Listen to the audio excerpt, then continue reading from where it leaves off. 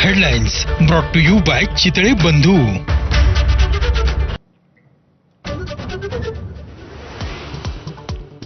शरद पवार आणि अजित पवार आज पुन्हा एकदा एकत्र येणार. पुण्यामध्ये वसंतदादा इन्स्टिट्यूटच्या एआयच्या संदर्भातल्या बैठकीमध्ये सहभागी होणार.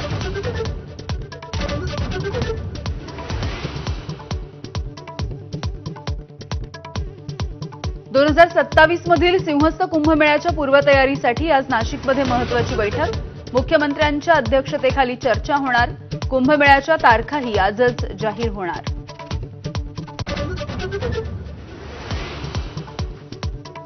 पाकिस्तानसाठी हेरगिरी केल्याप्रकरणी एनआयएकडून 8 राज्यांमध्ये 15 ठिकाणी छापेमारी. पीआयओशी संबंधित संशयितांवरती छापे.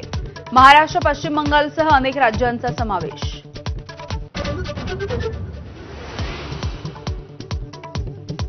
पाकिस्तानला चीनकडून मोठ्या प्रमाणावरती पाठिंबा. पाकिस्तानच्या लष्करी उपकरणांमध्ये 80% चीनी उपकरणं. सिंगापूरमधल्या शांग्रीला संवादामध्ये सीडीएस अनिल चौहान यांची माहिती.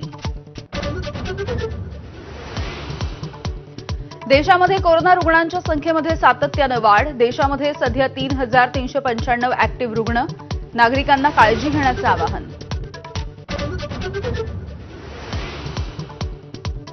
पुण्यामध्ये मद्यधुंद कार चालकानं 12 जणांना उडवलं. जखमींपैकी बहुतांश एमपीएससीचे विद्यार्थी. आरोपी चालकाचा साथीदार राहुल गोसावी आणि कार मालक दिगंबर शिंदेला देखील अटक. भंडारा जिल्ह्यामध्ये शनिवार ठरला घातवार. 2 अपघातांमध्ये एकूण 5 जणांचा मृत्यू. भंडारा शहर आणि साकोलीमध्ये भीषण अपघात. बीएमडब्ल्यू कारमधून दरोडा टाकण्याच्या तयारीमध्ये असलेल्या 4 दरोडेखोरांना अटक. भिवंडीच्या शांतीनगर परिसरामधली घटना. 2 पिस्तूल आणि 2 गावठी कट्टेही हस्तगत.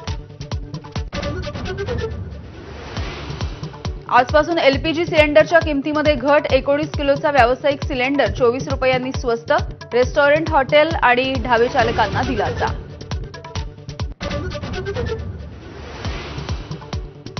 समृद्धी महामार्गाचा शेवटचा टप्पा येत्या 5 जूनपासून खुला होणार. इगतपुरी ते आमणे या 76 किलोमीटरचा टप्पा सुरू होणार. मुख्यमंत्री फडणवीसांच्या हस्ते लोकार्पणाचा मुहूर्त. दक्कनची राणी म्हणजेच डेक्कन क्वीन झाली 95 वर्षांची. दरवर्षीप्रमाणे यंदा सुद्धा ट्रेनमध्ये जंगी सेलिब्रेशन. पुणे रेल्वे स्थानकावरती केक कापून वाढदिवस साजरा.